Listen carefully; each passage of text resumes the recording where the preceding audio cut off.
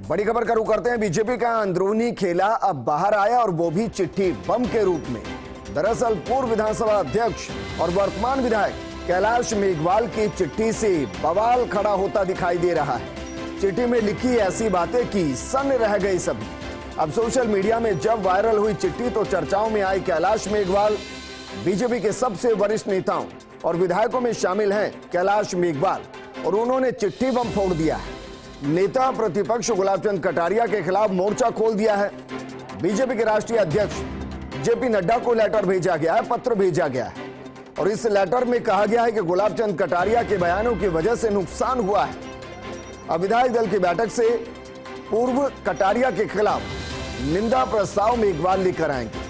प्रदेश अध्यक्ष सतीश पूनिया को लिखी चिट्ठी में निंदा प्रस्ताव का जिक्र किया गया है। जब आए निंदा प्रस्ताव तो पार्टी अध्यक्ष के नाते विधायक दल की अध्यक्षता करें। 10 पेज की चिट्ठी में कटारिया पर संगीन आरोप लगाए गए। लिखा गया है कि पद और टिकट बांटने के लिए पैसे लिए जाते हैं। 2008 में वसुंधरा राजे के खिलाफ कसम खाने वालों में थे घनश्याम तिवारी, अरुण चतुर्वेदी, ओंकार सिंह लखावत और गुलाब चंद कटारिया।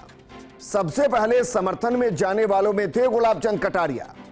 पिछले सभी चुनाव में नुकसान हुआ है गुलाब चंद कटारिया की वजह से।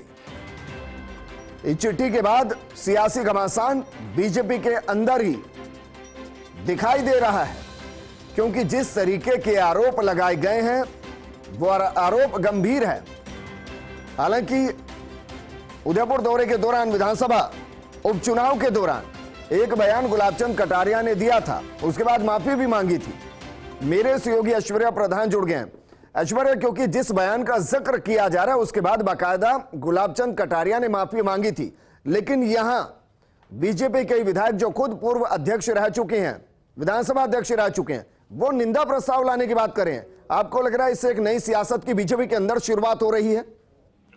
देखिए विजेंद्र, राजनीति में ये सब चहमात के खेल लगातार चलते रहते हैं। अंदरूनी राजनीति भी पार्टियों में चलती है, लेकिन ये जो राजनीति है ये खुलकर सामने आई है। चिट्ठी बम जो है वो सभी के सामने है। लेकिन फ्लैशबैक में अगर जाएं, बरसों पहले जाएं, तो किसी जमाने में जब भैरव सिंह शेखावत राजस्थान के मुख्यमंत्री थे और राजस्थान की भाजपा की सियासत में एक बड़ा नाम थे, तब भी इन दोनों लीडर्स में आपस में अंदरूनी तौर पर शहमात का खेल चलता रहता था, जो राजनीतिक गलियारों में चर्चा का विषय रहा है। क्योंकि कैलाश मेघवाल एक बुजुर्ग लीडर है और उम्र में गुलाब चंद कटारिया से भी काफी बड़े हैं, लेकिन उनका इस तरीके से चिट्ठी लिखना और ये सब कुछ बोलना, ये सियासत जो भारतीय जनता पार्टी में चल रही है अंदरूनी, उसकी ओर से साफ तौर पर इशारा करता है। और इतनी लंबी चौड़ी चिट्ठी लिखी गई है। इससे पहले भी उन्होंने कई बयान दिए थे, जिस तरीके से सरकारों को गिराने के को लेकर भी उन्होंने बयान दिया था कि जो आजकल सियासत चलती है कि सरकारें गिरा दी जाती है, ये ठीक नहीं है। इस तरीके के बयान को देकर भी वो चर्चा में रहे थे। तो हालांकि कैलाश मेघवाल के ये तमाम बयान है, ये क्यों दिए गए हैं, क्या कारण है, इसकी डेप्थ में अगर जाते हैं तो अलग बात है। लेकिन उनका ये बयान है, ये मैसेज भी देने की कोशिश कर रहा है कि जोधपुर संभाग में गुलाब चंद कटारिया स्वयं को बड़ा लीडर ना माने। इस तरीके से वो एक मैसेज देने की कोशिश कर रहे हैं, क्योंकि वो खुद भी अभी भीलवाड़ा से हैं, लेकिन उदयपुर की सियासत में वो भी रहे हैं।